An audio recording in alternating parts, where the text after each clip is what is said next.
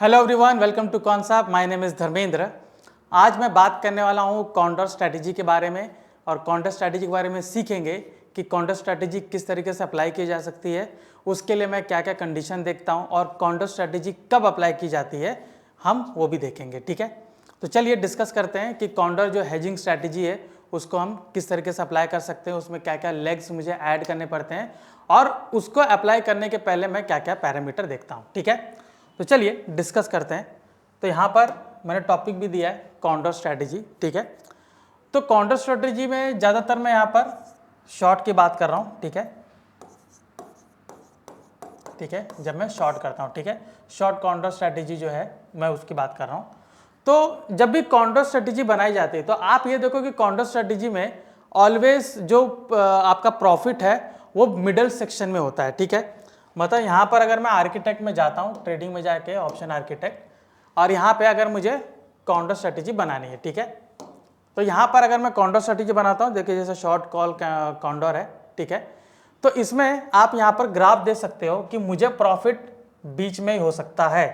मतलब ये है कि मार्केट, ठीक है, मार्केट जब साइडवेज रहता है तब मेरा यहाँ पर स्ट्रैटेजी बनता है। ठीक है, मार्केट मुझे लग रहा है कि साइडवेज रहेगा तब जाके मेरा ये स्ट्रैटेजीज यहाँ पर बन सकता है। अभी साइडवेज तो ठीक है कि बहुत सारा आप देखोगे मार्केट काफ़ी टाइम पे साइडवेज रहता है, लेकिन क्या मैं रोज काउंटर स्ट्रैटेजी लगा सकता हूँ? ठीक है, ऐसा नहीं है। ठीक है, काउंटर स्ट्रैटेजी लगाने के कुछ कंडीशंस होते हैं और कुछ बोलते हैं हम नियमित धारणाओं के पहले हम कर सकते हैं। मतलब ये है कि एक्सपायरी हो गया उसके आसपास कर सकते हैं, या फिर हम देखेंगे कि इम्प्लाइड वोलेटिलिटी है उसको भी मुझे चेक करना है कि इम्प्लाइड वोलेटिलिटी क्या कह रहा है, तब जाके मैं काउंटर स्ट्रैटेजी लगा सकता हूँ। ठीक है, तो सबसे पहला अगर कंडीशन मैं देखूँ यहाँ पे, ठीक है, अगर मैं यहाँ पर काउंटर स्ट्रैटेजी जब भी लगाता हूँ तो सबसे पहला ये है कि मेरा कंडीशन है कि मार्केट साइडवेज रहेगा तो मुझे उसका फायदा है। ठीक है, साइडवेज का फायदा होना चाहिए। दूसरा, एक्सपायरी मुझे देखना है। ठीक है, एक्सपायरी मुझे देखना है, ज़्यादातर मैं देखूंगा नियर टू एक्सपायरी। ठीक है, तो एक्सपायरी अगर काफ़ी दूर है तो काउंटर स्ट्रैटेजी काम नहीं करेगी, क्योंकि उसके पहले वहाँ पर मूवमेंट आपको काफ़ी मिलेगा। ठीक है, उसके पहले मूवमेंट काफ़ी मिलेगा, तो यहाँ पर काउंटर स्ट्रैटेजी आपको काम नहीं करेगा। अगर मैं शॉर्ट काउंटर लेने जा रहा हूँ तो ठीक है, तो शॉर्ट काउंटर में मुझे ये देखना है कि एक परफेक्ट लेवल होना चाहिए। ठीक है, परफेक्ट वर्ड यूज़ करना ठीक नहीं है, तो मैं कहूँगा कि एक बेटर लेवल होना चाहिए कि मुझे इस लेवल के बीच में अगर मैं काउंटर अप्लाई करता हूँ तो मुझे वहाँ पर प्रॉफिट होने की संभावना बहुत ज़्यादा है। ठीक है, तो मैं यहाँ पर क्या देखूंगा कि एक्सपायरी थोड़ा पास में हो तब जाके मैं वो स्ट्रैटेजी लगाऊंगा। ठीक है, तीसरा मुझे यहाँ पर चेक करना है इम्प्लाइड वोलेटिलिटी। ठीक है, इम्प्लाइड वोलेटिलिटी। अभी हम सबको पता है कि अगर आईवी बहुत नीचे गिरा हुआ होता है तब वो पर्टिकुलर स्टॉक में बाइंग बहुत शुरू होती है। ठीक है, कभी भी किसी पर्टिकुलर स्टॉक का आईवी रहता है तो आप देखोगे गिरा हुआ है तो वहाँ पर वो लोग बाय करेंगे, और जैसे ही वो आईवी बढ़ता है तो उनका जो बाइंग की वैल्यू है वो बढ़ जाती है। ठीक है, ऑब्वियसली आगे जाके जब इम्प्लाइड वोलेटिलिटी बहुत बढ़ जाती है, फट जाती है, तो वहाँ पर आप देखोगे कि जो ऑप्शन प्रीमियम है वो काफ़ी बढ़ जाता है, तभी जाके उनको फ़ायदा होता है। तो यहाँ पर मुझे आईवी चेक करना बहुत ज़रूरी है कि आईवी नीचे गिरा हुआ है या आईवी बढ़ा हुआ है। ठीक है, मतलब यहाँ पर आईवी इंक्रीज हो रहा है या डिक्रीज हो रहा है। ठीक है, यहाँ पर दोनों चीज़ें मुझे देखना है। ठीक है, अब ये होता है कि ये दोनों चीज़ रहेगी तो मैं अप्लाई कर सकता हूँ। ऐसी बात नहीं कि मुझे सिर्फ इंक्रीज में अप्लाई करना है, डिक्रीज में अप्लाई नहीं करना है। ठीक है, या डिक्रीज में अप्लाई करना है, इंक्रीज में अप्लाई नहीं करना है, ये चीज़ मुझे देखनी है। ठीक है, अगर आईवी काफ़ी बढ़ा हुआ है वहाँ पर आप ये स्ट्रैटेजी अपनाते हो तो जाहिर सी बात है कि वहाँ पर थोड़ा टाइम डिके होगा तो आपको प्रॉफिट फैक्टर थोड़ा ज़्यादा मिलेगा, बिकॉज इसमें हम 2 लेग को सेल भी करते हैं। ठीक है, वहीं पर अगर यहाँ पर मैं देखूंगा कि डिक्रीज हो रहा है, धीरे धीरे कम हो रहा है, तो ये भी मेरे लिए फ़ायदा है, बिकॉज वहाँ पे दोनों का जो ऑप्शन है उसकी वैल्यू बढ़ेगी नहीं, वो गिरती रहेगी। तो वहाँ पर साइडवेज में आपने कई बार देखा होगा कि मार्केट अगर साइडवेज है, इस तरीके से साइडवेज है, तो ऑप्शन का जो प्रीमियम है ना वो ऐसे नहीं होता है। ऑप्शन का प्रीमियम इस तरीके से वो धीरे धीरे नीचे गिरता रहता है। ठीक है, तो वहाँ पर आपको जब आपने काउंटर स्ट्रैटेजी अगर लगाई है तो वहाँ पर आपको फ़ायदा होगा, क्योंकि जब इस तरीके का साइडवेज है और आईवी भी गिरा हुआ है तो इवन बाइंग करेंगे तो ज़्यादा वहाँ पर फ्लक्चुएशन नहीं होगा, क्योंकि आपने क्या किया है, 2 लेग जो है उसमें एक्स्ट्रा ऐड किए उसको हेज करने के लिए, ठीक है। तो यहाँ पर हमने क्या कंडीशन देखा कि मार्केट साइडवेज होना चाहिए, एक्सपायरी आपका सामने होना चाहिए, ठीक है। अभी एक्सपायरी आप देखोगे, जैसे इंडेक्स अगर मैं लगाता हूँ तो एक्सपायरी यूजुअली वीकली वाला होता है, लेकिन वहाँ पर अगर स्टॉक का मैं देखूँ तो वहाँ पर आपको मंथली एक्सपायरी होती है। तो अगर निफ्टी या बैंक निफ्टी भी अगर आप मंथली वाला लगाओगे तो वहाँ पर आपको फायदा थोड़ा ज़्यादा है, ठीक है। या फिर मैं ये भी कहूँगा कि रिजल्ट के आसपास हो सकता है, ठीक है, रिजल्ट के आसपास भी हो सकता है, तब आप देखेंगे कि ज़्यादातर आईवी आपका बढ़ा हुआ रहता है, ठीक है। तो यहाँ पर हमने ये तीनों चीज़ देखी, ठीक है, कि मुझे साइडवेज मार्केट देखना है, एक्सपायरी मुझे सामने कि नहीं है कि नहीं वो देखना है, प्लस इम्प्लाइड वोलेटिलिटी मुझे देखना है, ठीक है। तो अभी मैं यहाँ पर एप्लीकेशन में जाऊँगा, ठीक है। तो सबसे पहले मैं यहाँ पर एनालाइज में जाके मैं आईवी चार्ट को मैं क्लिक करूँगा, ठीक है। तो मुझे आईवी चार्ट भी देखना है, प्लस मुझे देखना है कि वो साइडवेज है कि नहीं, तो साइडवेज हम चार्ट पे देख लेंगे।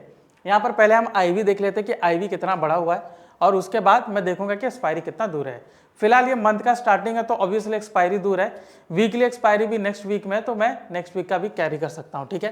तो यहाँ पर देखिए आपको क्लियर यहाँ बता रहा है, जैसे यहाँ पर निफ्टी का चार्ट लगा हुआ है, यहाँ पर हाईएस्ट आप देख सकते हो कि आईवी 27 गया था, लोएस्ट आपका 7.62 है, और अभी बीच में चल रहा है 12.13, ठीक है। तो मतलब इसका जो आईवी है वो कुछ खास बढ़ा हुआ नहीं, वो आसपास ही है, ठीक है। तो ठीक है, इसमें भी हम अप्लाई कर सकते हैं। तो यहाँ पर मैं अगर इसको अप्लाई करूंगा तो ठीक है, मुझे ठीक ठाक प्रॉफिट मिल जाएगा, हालांकि यहाँ पर और यहाँ पर मुझे कुछ ज़्यादा अच्छा मिलता, ठीक है। तो ये चीज़ मैं देख सकता हूँ। अगर इसी चीज़ को आपको किसी पर्टिकुलर स्टॉक में अगर अप्लाई करना है, स्टॉक का आईवी चेक करना है, तो आप वॉल ग्रेड में जाइए। वॉल ग्रेड में आपको किसी भी पर्टिकुलर स्टॉक का करंट आईवी क्या चल रहा है और हिस्टोरिकल आईवी क्या था और आईवीआर क्या चला, वो आपको बताएगा। तो यहाँ पर आप देख सकते हो, यहाँ पर आपको हिस्टोरिकल वोलेटिलिटी, आईवीआर और आईवीपी फिलहाल यहाँ पर दिख रहा है। तो जिनका आईवीआर आईवीपी बहुत ज़्यादा बढ़ा रहता है, तो मैं वहाँ पर देख सकता हूँ कि मुझे काफ़ी अच्छा प्रॉफिट हो सकता है अगर मैं काउंटर स्ट्रेटेजी यहाँ पर लगाता हूँ, तो ठीक है। तो यहाँ पर मुझे मिल जाएगा। अभी मुझे देखना है कि मार्केट साइडवेज है कि नहीं, तो यहाँ पर एनालाइज में जाके चार्ट्स, ऑर्डर एंड ट्रेड में मैं देखूंगा, ठीक है। अभी मार्केट का मुझे देखना है कि वो साइडवेज किस में हो सकता है, ठीक है। तो मैं थोड़ा सा यहाँ पर क्या करूँगा कि टाइम फ्रेम थोड़ा सा बड़ा कर लेता हूँ, 15 मिनट का टाइम फ्रेम लगा लेता हूँ, और इसमें मैं देखता हूँ कि मार्केट किस तरफ साइडवेज हो सकता है, जहाँ पर ज़्यादातर साइडवेज रहा है। अब ये देखिए, ये एक जोन है, ठीक है, 5 तारीख से लेकर 13 तारीख के बीच में, इसके बीच में देख सकते हो साइडवेज है, यहाँ पर भी मार्केट देख सकते हो साइडवेज है। तो यहाँ पर ये अंदाजा हम कर सकते हैं कि अगर मार्केट इस पर्टिकुलर जोन में आता है, वहाँ टाइम बिताना शुरू करता है, तो मैं ये समझ सकता हूँ कि यहाँ पर मार्केट थोड़ा साइडवेज है, ठीक है। प्लस इसके साथ साथ अगर मैं फ्यूचर का अगर मैं डेटा देखूँ, वहाँ पर पार्टिसिपेंट्स का जो लेवल है वो अगर गिरता हुआ है, या फिर मैं कहूँगा कि समतल है, ठीक है, उनमें ज़्यादा उत्साह नहीं है कि मैं इसमें भागीदारी लूँ, उसमें ज़्यादा पार्टिसिपेट करूँ, तो वहाँ पर मुझे पता चल जाएगा कि इन लोगों का इंटरेस्ट यहाँ पर कम है। तो जब इंटरेस्ट लोगों का कम होता है तो वहाँ पर आपको वोलेटिलिटी कम मिलती है, ठीक है। तो चलिए आपको दिखाता हूँ। तो ट्रैक में मैं जाऊँगा और बिल्टअप स्क्रिप्ट सिंबल को मैं सेलेक्ट करूँगा, ठीक है। इसमें फ्यूचर हुआ हिस्टोरिकल पे मैं जाता हूँ। तो यहाँ देखिए, जब लोगों का पार्टिसिपेंट्स, ठीक है, लोगों की भागीदारी जब कम होती है, लोगों का उत्साह कम रहता है, उसमें इंटरेस्ट कम रहता है, तो यहाँ पर दिखता है कि मार्केट साइडवेज हो जाता है। ये देखिए, यहाँ पर देखिए मार्केट, यहाँ पर पार्टिसिपेंट जो है उनका भागीदारी बहुत ज़्यादा है, ठीक है। ये जो डेटा है ये आपका long built up, short built up, long unwinding, short covering के बेसिस पे है। तो यहाँ पर आप देख सकते हो कि जो ग्रीन कैंडल है वो लॉन्ग बिल्टअप है, मतलब लोगों ने ज़्यादा बाय किया है। ब्लू वाला आपका लॉन्ग अनवाइंडिंग है, वहाँ पर अपनी पोजीशन थोड़ी बुक की है। रेड वाला शॉर्ट बिल्टअप है, और आप देख सकते हो जो येलो वाला वो शॉर्ट कवरिंग है।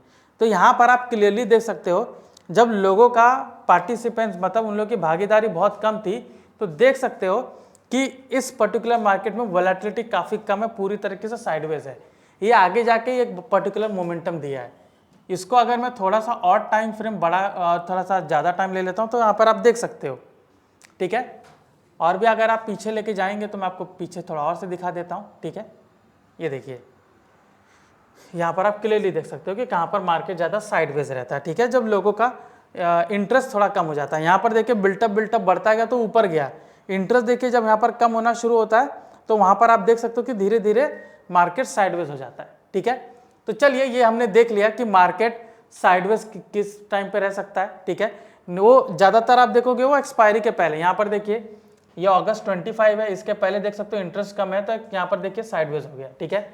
सिमिलरली सितंबर का देखिए सितंबर 22 या सितंबर 29, इसके पहले देखिए यहाँ पर साइडवेज हो गया, ठीक है। अभी उसी के पहले अगर मैं जाऊँगा जून के टाइम पे तो देखिए ये जुलाई 14, जुलाई 21, ठीक है, जुलाई 28, इसके पहले देखिए ये पूरा जोन साइडवेज का है, पूरा जोन देखिए साइडवेज का है, ठीक है। उसके पहले अगर मैं जून का दिखाऊं तो देखिए जून का ये एंडिंग का देखिए पूरा साइडवेज है, ठीक है।